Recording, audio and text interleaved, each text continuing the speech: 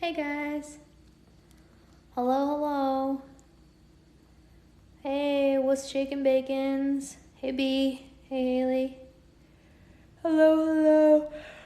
Hi. You're so happy you cried. Don't cry. I'm so sleepy. Hey Amanda. Hey Elizabeth. What's up, what's up? It's book club time, folks. I probably should have told Rochelle, huh? Because it's hard for her to make the morning ones. It is evening where I am. Hey, Liz.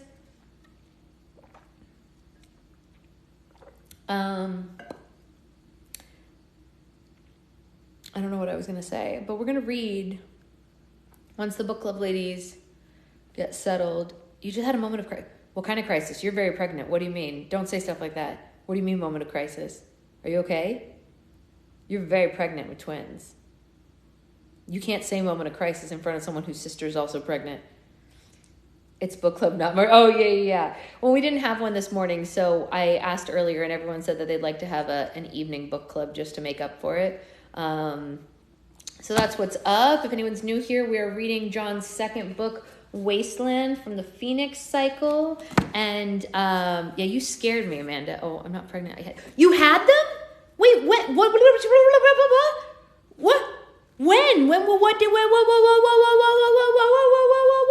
Last time we talked, you were still pregnant. When were they born? What flavor are they? And are they good? Hi, Renee.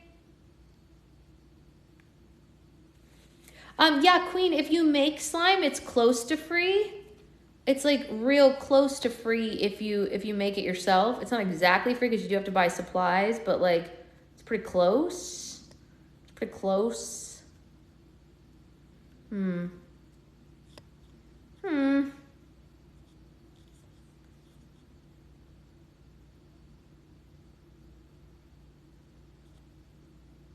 Had a week ago, spontaneous labor, very healthy. Oh, good. I'm so glad that they're healthy. Both girls. Wow. Are you saying their names publicly? You don't have to if you're not comfortable doing that, but I'm just curious if you are. Email from the doctor. Most is 1 centimeter. Ooh, that doesn't sound good. Why does my slime leave a wet residue? What kind of slime is it? Alice and Corinne, those are beautiful names. I love it. Nice, normal, happy names. Chipotle. Definitely get Chipotle. Jasmine, definitely get Chipotle. Yeah. Highly 10 out of 10 recommend Chipotle. Beautiful, beautiful names. Really happy for you. Did not know that you had them. Did you just talk and read on here? Yep, that's it. That's the whole thing. I just talk and read. Wow. Well, congratulations, Amanda. Hopefully this will be some kind of body doubling reprieve. Maybe you are feeding, maybe you are whatevering. That's very cute. I'm the only, that's very funny. Yeah, I hope that this will provide some solace to y'all. So welcome on in everybody. We are on chapter 17 and we are in the Phoenix Cycle. So let's get dangerous. Anybody? Darkwing Duck? No? Just me? My hair is looking mighty special today. Sitting in urgent care with my spicy kiddo. No, what happened, Amanda? What happened? Why are you in urgent care? He said surgery. My gosh, everyone is going through it this week. You know, isn't something in retrograde? Let's get dangerous. When there's trouble, you call DW. Darkwing Duck. It's true. Yes. Wow. Well, I hope there's not something in the water because it sounds like everyone's really going through it today. But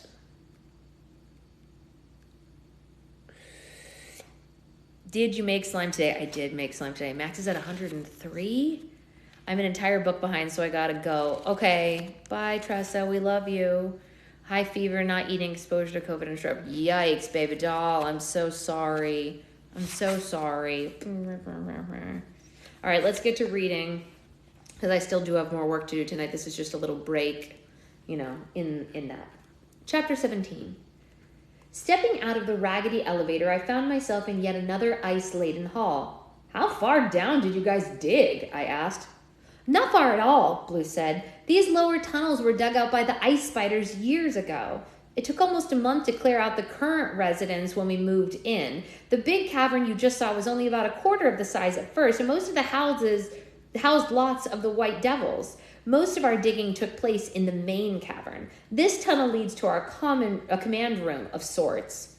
Sam chuckled at that. More like out of sorts. Don't listen to him, Blue said while narrowing her eyes in his direction. He believes in our goals no matter what he says.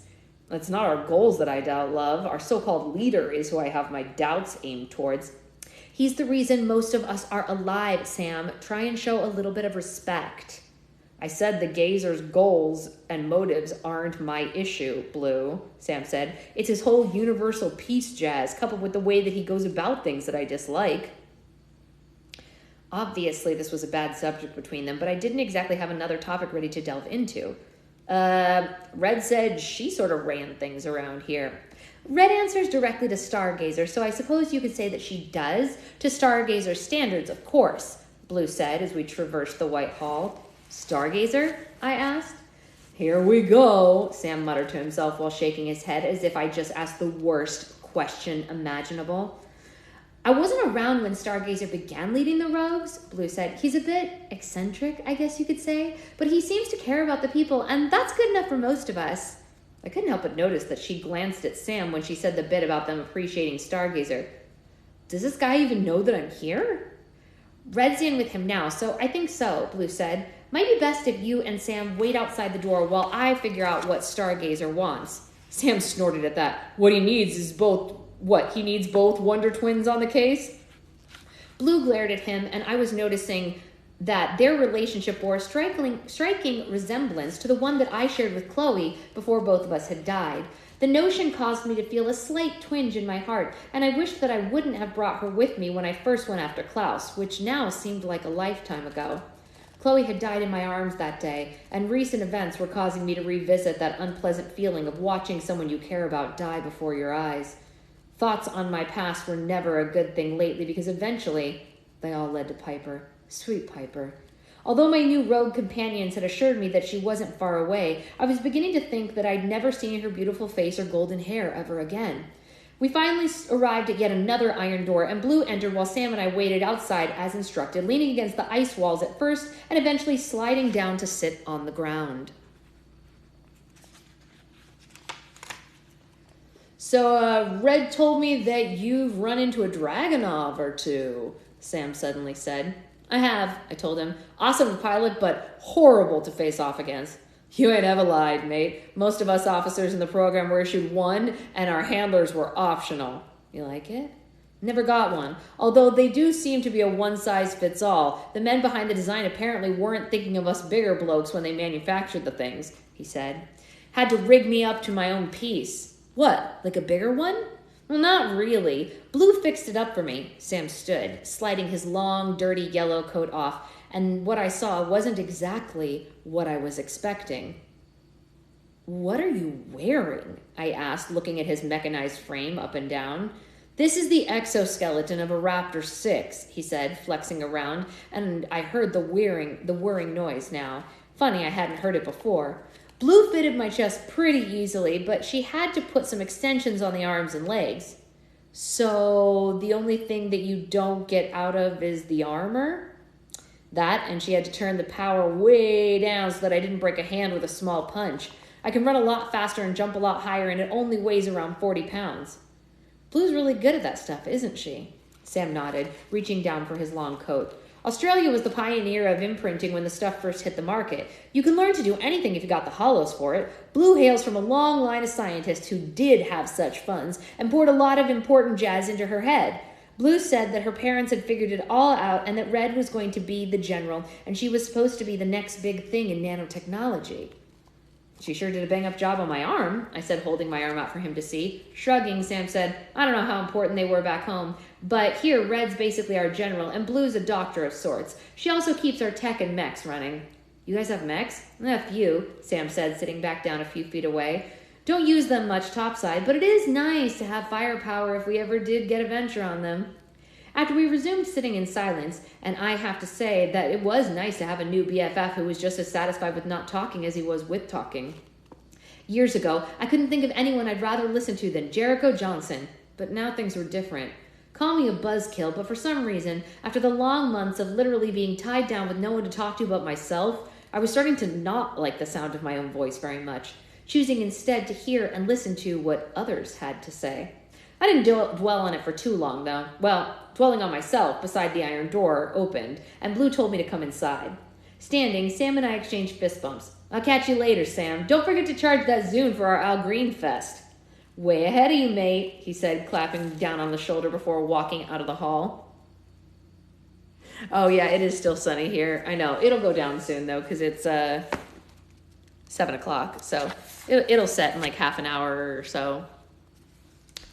Way ahead of you, mate, he said, clapping me on the shoulder once before walking back down the hall. Blue stood aside, allowing me to the entrance to Stargazer's massive vestibule. I frowned while glancing around the large area littered with heavy cables, hollow computers, floodlights, and all sorts of unrecognizable science equipment. You said he was eccentric? I asked, following Blue through the only path available in the tangled heaps of lab. Looking up, I saw that most of the cables and wires were leading to what I could only discern was some sort of mega telescope. Makes sense, I guess, Stargazer being what he called himself.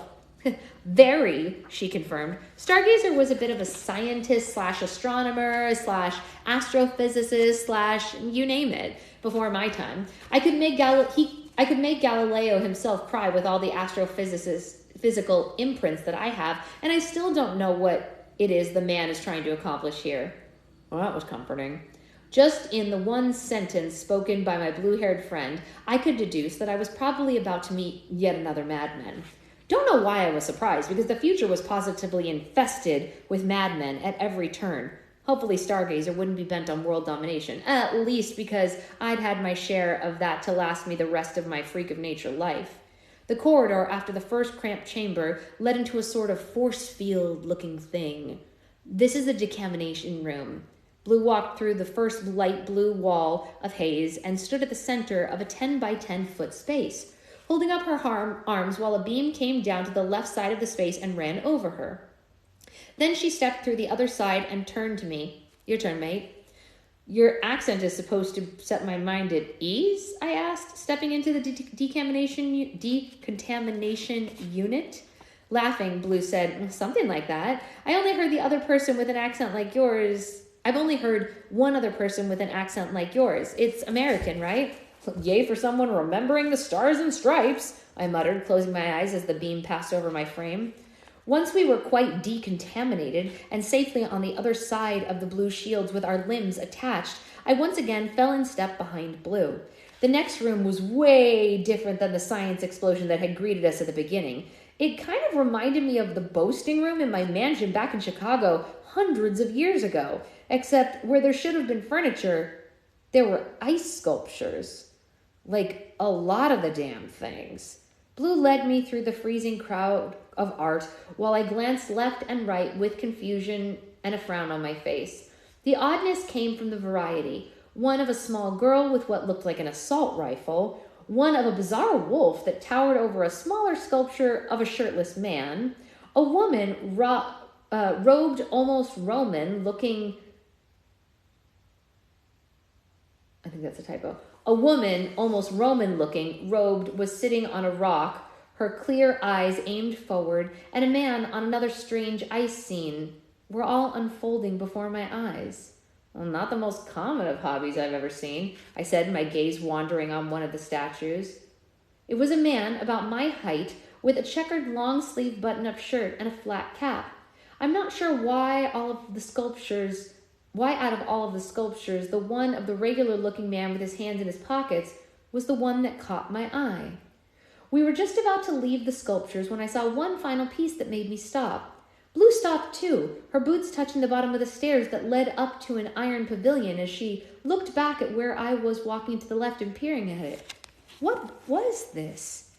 It was a detailed scene depicting two men locked in conflict.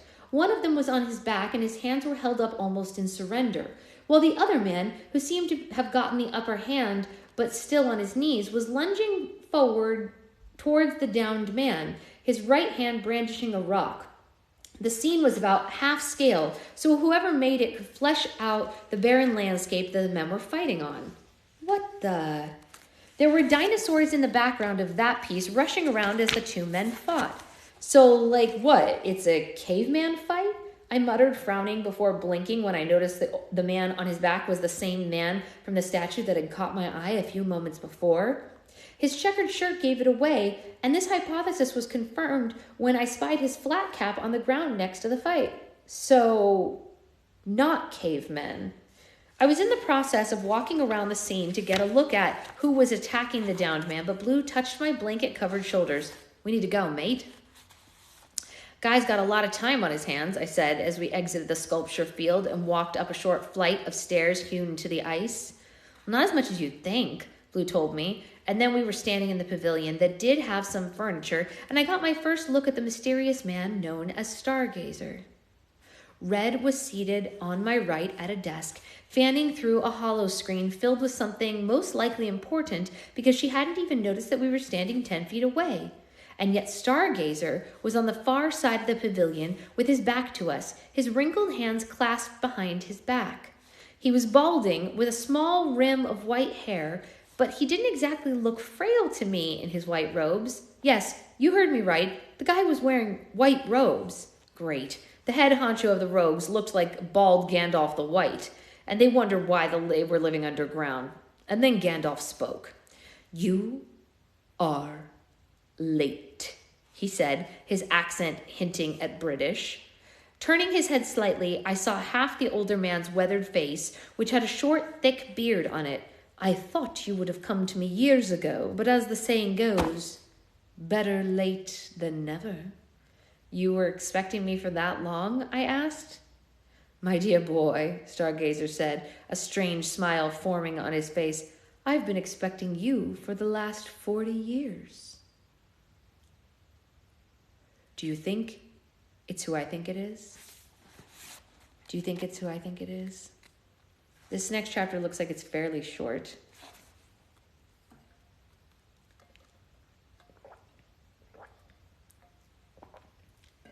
Who do you guys think it is? If he's been waiting for him for 40 years? Well, 40 years isn't that long. Maybe it's not what I thought.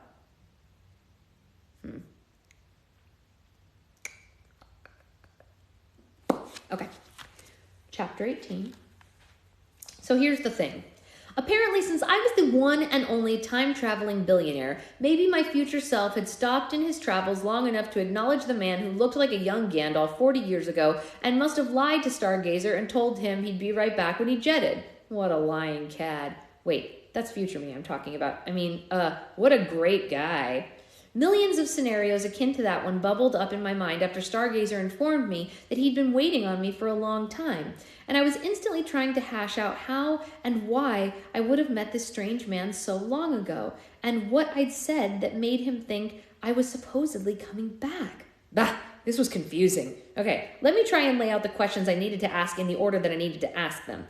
First, where were we when we met? Second, how did he even remember what I looked like for 40 years? Third, what had transpired in our meeting? Fourth, had my hair grown back? Fifth, was I a real boy? And finally, sixth, what had I said that made him think that I was coming back?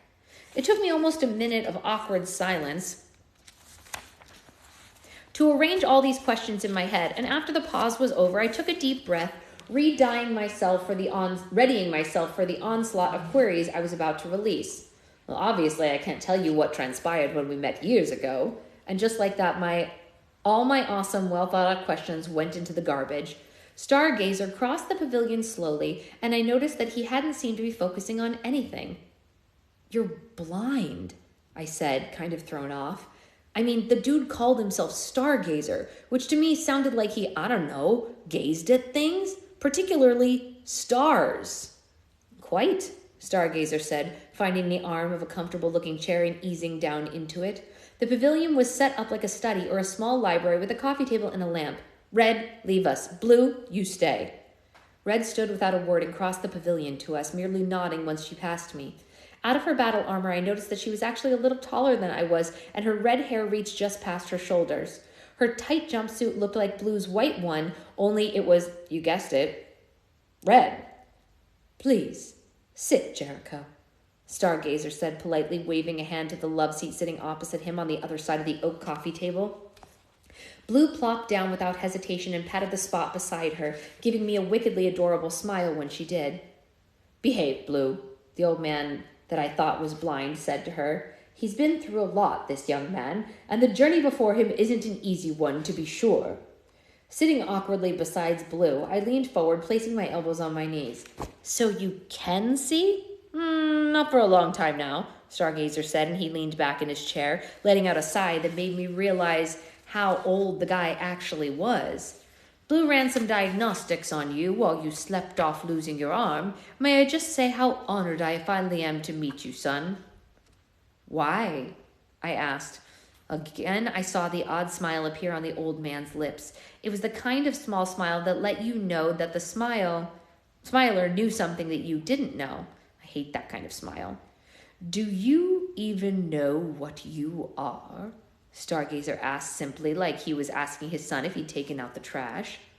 "Cross's guinea pig?" The laugh surprised me when it escaped his lips. After a few seconds, he regained enough composure to say, "You are a good deal more than that, I'm afraid. Blue, the layout, if you please." Blue tapped at her holotab, and the screen floated above the coffee table.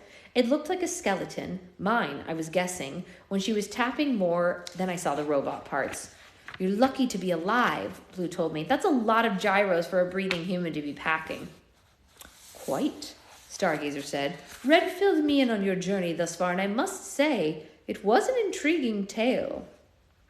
"You say thus far like it's not over," I told him, "but it is. As soon as I find a way out of this frozen hell, I'm grabbing Piper and we're out of here." "Really?" the old man asked. "To what end?" "I'm going back to Chicago after I drop Piper off at Svalbard." I don't know what I was talking to him like this for, and I had a plan set in stone, because I didn't. Deep down, though, I knew that Chicago was basically out of the question. Jericho Johnson suddenly becoming a cyborg would raise a lot of questions back in 2012, let me tell you. Questions that I wouldn't be able to answer without shattering the world as everyone knew it. But maybe I could at least get Piper home. After that, I didn't care what happened to me. Surely an educated individual like yourself would know that you don't belong in the past that you once lived in, Stargazer said, and I could have sworn he was looking right at me. "And as for your friend Piper, how do you know she wants to go home?" "No COVID, strep throat was positive in less than a minute." Ugh, brutal. That sucks. I'm sorry. Ugh. "I know her," I said confidently. "She's always been about helping her kinsmen and her clan." 3 years is a long time, Blue pointed out. "I've almost been killed by the leader of the Ghost Squadron several times myself." I gave her a questioning look and said, "Your girlfriend basically runs the rebel topside ops now." "What about Beck?" I asked. "Well, not sure," Blue said. "She hasn't been topside in quite a while." My mind went to Beck's clandestine exchange with Ritu. Her hair had fallen out and she looked like she had the flu from hell. While I was mulling over whether to let my new rogue friends know about Beck's sweetened state, Stargazer said, "What Blue said is true, Jericho. Piper just hasn't seen 3 long years of happiness and peace. She's been on the front lines of war. She doesn't understand, fighting for a cause that she can't even grasp. You will come to learn, my friend, much sooner than you would care for, that war changes people whether or not they fully know what they are fighting for." Everything he was saying made sense, and I hated it. So to change the subject, I said, "Well, enough about war and my travel plans. You were going to show me something on this diagram thing?" Cross did an amazing job on you, I'll give him that," Blue said, fanning through a few more windows of an up-close picture of my synthetic body parts. "Although, as I said in my tent, your bloody weapon of mass destruction from where I'm sitting, and don't even get me started on whatever kind of blood he's got you running on." Z90, Stargazer and I said together. Blue flicked her bright green eyes from her hollow tab long enough to glance between us. Okay, she said, shrugging once and turning back to her tab. Everyone knows the secret, but Blue... Super. All I know is what Cross told me, I said, before explaining everything Cross has said about the Z90 to them. Once I'd finished, Stargazer was rubbing at his small white beard thoughtfully. Yes, fascinating, Blue said in her not-so-fascinated tone. But what does that stuff do? Shrugging, I said, well, you've got me. Cross's experiments aren't the fascinating part, girl, Stargazer said in wonder. I was hoping when I heard Red's account of you topside that you were the one. Now I know for certain. Stargazer smiled and tears ran down his cheeks as he extended a shaking hand towards him. Behold, Blue, the last hope of humanity has finally arrived. Oof. Oof, oof, oof. Crazy times, huh? There is some construction or something going on, so I'm going to stop because it's driving me freaking nuts, and I don't think I can read without getting distracted because I can hear like some kind of loud wonkadoodleness. And also I'm tired. But I will see you all in the morning.